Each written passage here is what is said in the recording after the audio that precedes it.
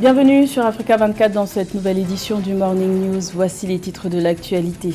La situation humanitaire au Soudan s'aggrave de jour en jour. Plus de 800 000 Soudanais pourraient être poussés à l'exil suite aux affrontements entre l'armée régulière et les paramilitaires. Nous verrons que le Tchad est l'une des destinations choisies par les réfugiés soudanais.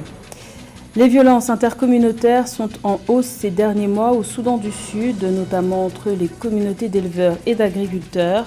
Pour tenter d'apaiser les tensions, la MINUS a organisé une séance de dialogue intercommunautaire. Et les Jeux universitaires sont de retour au Cameroun après 3 ans d'absence due à la pandémie de Covid-19. Les athlètes de 23 institutions universitaires sont en compétition du 29 avril au 6 mai. Détail à suivre dans cette édition. On est tout d'abord au Soudan. Une nouvelle tentative de trêve est annoncée. Le ministère des Affaires étrangères du Soudan du Sud a assuré ce 2 mai avoir décroché un accord de principe de la part des deux camps en conflit depuis le 15 avril, à savoir l'armée régulière du général Abdel Fattah al-Burhan et les paramilitaires du général Hemedti. Cette trêve doit se tenir du 4 au 11 mai. Reste à savoir si cet accord de principe sera honoré, car jusqu'à présent, aucun cessez-le-feu n'a été respecté. Les affrontements se poursuivent à Khartoum et dans plusieurs autres régions du Soudan.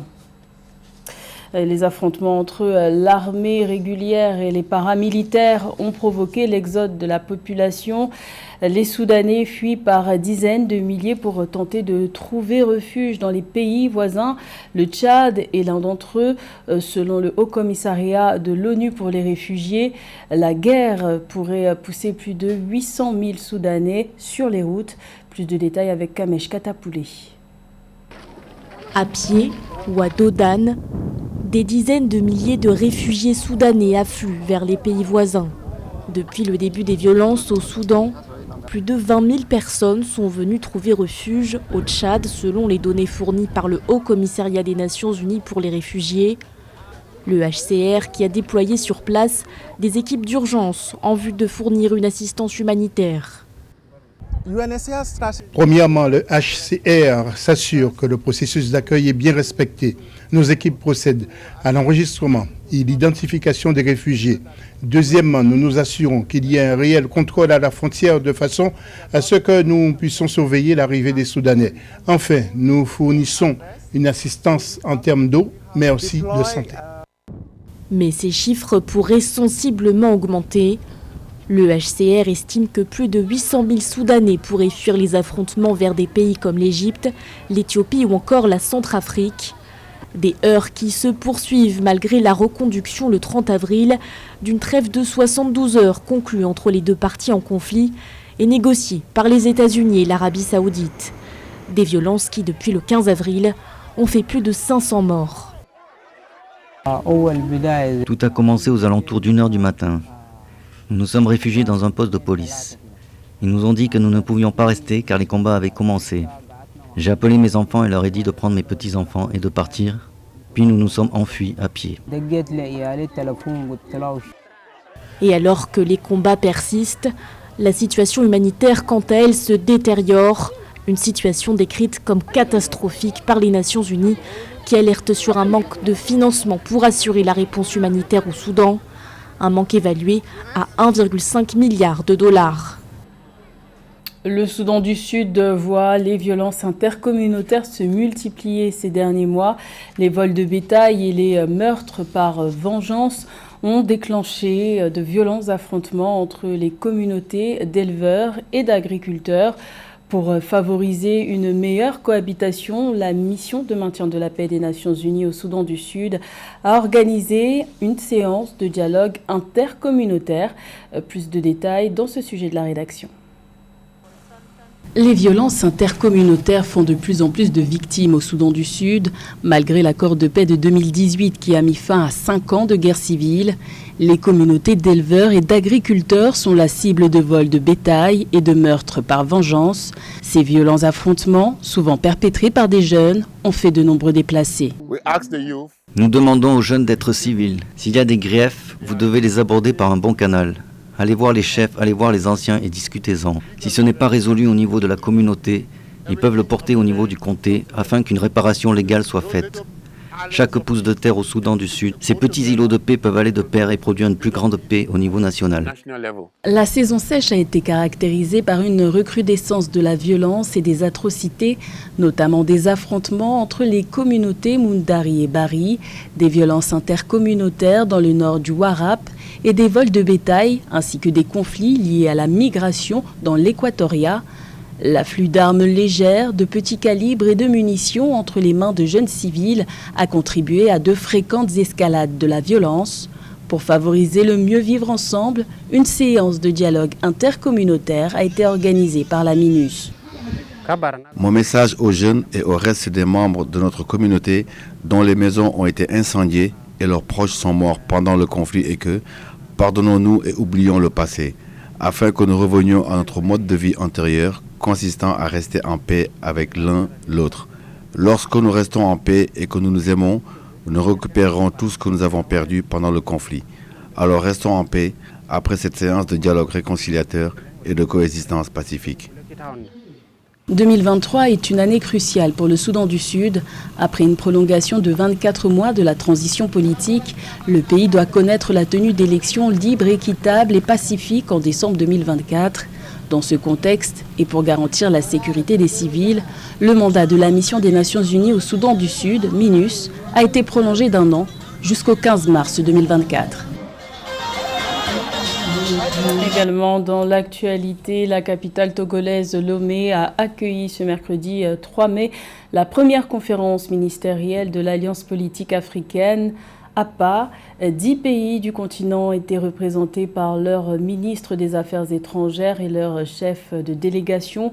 Pour ce démarrage, cette initiative a connu la participation de l'Angola, du Burkina Faso, de la Centrafrique, du Gabon, de la Guinée, de la Libye, du Mali, de la Namibie et de la Tanzanie. Mais pour Robert Dussé, ministre togolais des Affaires étrangères, c'est bien tout le continent africain qui était représenté à cette rencontre. Cette alliance a pour objectif de repenser les relations et les partenariats que l'Afrique entretient avec le reste du monde pour plus d'égalité, de respect, d'équité et de justice. La question de l'intégration du genre dans la transformation numérique globale du continent africain était au cœur d'un récent rendez-vous qui s'est tenu en terre sénégalaise. La 6e édition du Forum international de Victoria s'est déroulée du 24 au 30 avril. Un événement dédié aux enjeux du leadership féminin, comme nous l'explique Cheikh Omar Kamara. De nombreuses femmes en Afrique souffrent de discrimination fondée sur le genre, ce qui a un impact significatif sur l'accès des femmes aux technologies de l'information et de la communication. Elles sont entravées par des normes sociales restrictives. Avec des normes et des rôles sociaux établis, ces femmes sont souvent confinées à des rôles traditionnels et stéréotypés au sein de la famille et sont dotées des compétences nécessaires pour exploiter tout le potentiel des TIC. Ce rôle social très limité et responsable de la facture numérique à l'égard des femmes a fait l'objet de discussions lors de la 6e édition du Forum international de Victoria tenu au Sénégal. Quelle est l'image, quelle est la perception qu'on a des femmes au niveau de la société et surtout des femmes qui osent aller en fait sur les chemins des carrières en rapport avec les sciences. Bien souvent, elles ne sont pas encouragées. Bien souvent, elles sont perçues parfois même comme des rebelles. Donc tout ça doit changer. En ce qui concerne les solutions, Lydie Omanga estime qu'au-delà même d'une approche de changement de mentalité, les dirigeants africains doivent intégrer l'approche genre dans l'élaboration des politiques au niveau des gouvernements. C'est très important parce que ça permet déjà en amont de prendre en considération les femmes et les spécificités, ou encore de prendre en considération peut-être des stratégies qui vont permettre à ce que les femmes soient incluses dans toutes les politiques que les gouvernements mettent en place. De deux, il y a aussi tous ces problèmes d'accessibilité qu'il faut régler. Vous ne pouvez pas accéder au numérique quand déjà vous êtes dans un pays où l'électricité n'est pas accessible à tous. Selon la vice-présidente de l'ARPTC, l'éducation est un facteur clé pour combler l'écart numérique entre les sexes. Les investissements dans l'éducation et les compétences numériques, en particulier pour les femmes, peuvent être considérés comme bénéfiques à l'échelle de l'État et à long terme. On doit, en termes d'éducation, non seulement former les professeurs, donc ceux qui éduquent, à faire en sorte, pourquoi il faut les former? Parce qu'il faut les aider à ne pas reproduire les stéréotypes. Lorsqu'une enfant, une jeune fille à l'école, on voit qu'elle a des aptitudes en mathématiques, en sciences, qu'un professeur ne la limite pas. Selon les recommandations du Haut Commissariat aux droits de l'homme, les pays développés doivent faciliter le transfert de technologies vers les États en développement et intègrent des programmes d'accès des femmes et des filles aux technologies numériques dans leur propre programme de développement. C'est une étape de plus dans le développement économique du continent africain. Un nouveau protocole d'accord a été signé le 14 avril dernier par le système de paiement et de règlement panafricain qui s'étend aux bourses africaines. Le but, faciliter les transactions commerciales en monnaie locale. Les explications de Eugène Chema et Laetitia de Bilan. Le système de paiement et de règlement panafricain s'étend aux bourses africaines grâce au protocole d'accord rendu public le 28 avril 2023, mais signé le 14 avril au Zimbabwe entre le directeur général du PAPS, Mike Ogbalo III, et Tapelo Tcheole, président de l'Association africaine des bourses de valeur et PDG de la bourse du Botswana. Le PAPS permet depuis septembre 2021 aux opérateurs économiques de gagner du temps et de l'argent dans leurs échanges transfrontaliers en faisant leurs transactions en monnaie locale au lieu du dollar et de l'euro. La collaboration avec l'ASEA, qui a été la première organisation à mettre en place l'AELP avec comme objectif central le commerce transfrontalier de titres, constitue une étape importante vers le déploiement du système de paiement et de règlement panafricain sur l'ensemble du continent. Notre tâche immédiate est de créer une équipe de travail constituée des représentants du PAPS et de l'ASEA afin d'identifier les moyens de faciliter le transfert de fonds entre les bourses africaines membres de l'ASEA. À cette fin, j'aimerais inviter les acteurs des marchés de capitaux concernés à se joindre à nous dans cette entreprise novatrice pour les entreprises et les communautés d'investissement africaines. Ce partenariat entre l'ASEA et le PAPS est un prolongement du projet d'interconnexion des bourses africaines, dont le lancement de la première phase ciblant 7 places boursières couvrant 14 pays africains avait eu lieu en décembre 2022. Il connectera les marchés des capitaux africains en permettant également aux acteurs des places boursières de réaliser des gains en délaissant le dollar ou l'euro pour des monnaies locales dans le commerce transfrontalier des titres. But when I want to transfer funds Quand je veux transférer des fonds de Gisenyi au Rwanda à Goma en RDC, je dois passer par une banque correspondante à New York. 4 jours, 65 millions de dollars par exemple, se retrouvent ailleurs. En 2019, l'Afrique a géré via Suite 20,5 milliards de dollars de transactions. Nous avons une plateforme alternative. Nous avons introduit avec la vision de mon frère aîné, le professeur Orama, mon autre frère aîné, le docteur Adesina, nous avons introduit des outils pratiques pour permettre le commerce. 42 devises en Afrique, 5 milliards de dollars comme coût de la convertibilité des devises, le coût du commerce. Nous avons développé le système panafricain de paiement et de règlement pour permettre le commerce en monnaie locale. Infrastructure de paiement panafricaine, le PAPS a été mis en place par le secrétaire de la zone de libre-échange continentale africaine et la Banque africaine d'import-export pour faciliter les transactions intra-africaines et apporter une contribution importante à la matérialisation du projet du marché unique. Le partenariat avec l'ASEA vise aussi le déploiement du PAPS dans les pays membres de l'association, qui compte 9 bourses et une capitalisation boursière combinée à 1500 milliards de dollars. Après 3 ans d'absence due à la pandémie de Covid-19, les Jeux universitaires reviennent au Cameroun. Depuis le 29 avril et jusqu'au 6 mai, les athlètes des universités d'État et des institutions privées d'enseignement supérieur prennent part à l'édition 2023 qui se tient à Ngoundéré. Plus de détails avec Eugène Chema.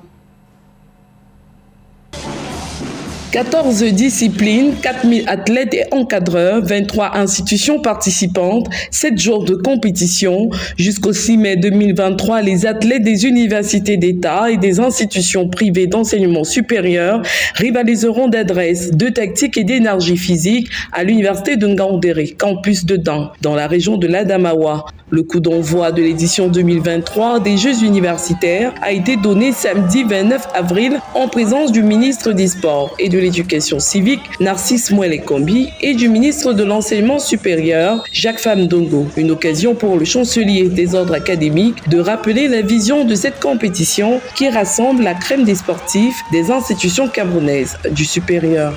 Les Jeux universitaires scellent et renforcent la fraternité, la solidarité, le brassage des cœurs et des esprits, le vivre ensemble, qui constituent de toute évidence les catalyseurs de la paix, de l'unité, de l'harmonie et de la solidarité. Comme de coutume, la ville qui abrite les Jeux est animée par les fan clubs des institutions universitaires participantes, de l'ère soudano-sahélienne à l'ère Sawa, en passant par les Grassfield et les Fambeti.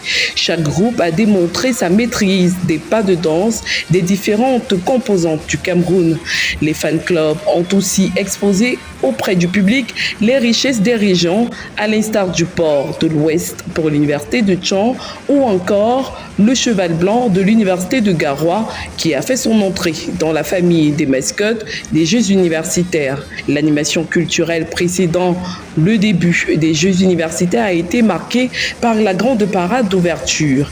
Les Jeux universitaires sont aussi une occasion de valoriser le patrimoine culturel national. Voici la quintessence de toutes nos universités du 3e millénaire qui s'affirment chaque jour par leur need of achievement dans l'espace académique planétaire avec des enseignants créatifs, des personnels d'appui dévoués, des étudiants compétitifs, matures et responsables qui font honneur à la nation, à l'intérieur et hors de nos frontières. Les Jeux universitaires 2023 du Cameroun se déroulent à Ngaoundéré jusqu'au 6 mai. Au-delà de leur caractère sportif et culturel, les Jeux universitaires sont un grand moment de brassage de la jeunesse des universités et un moment de célébration du vivre ensemble.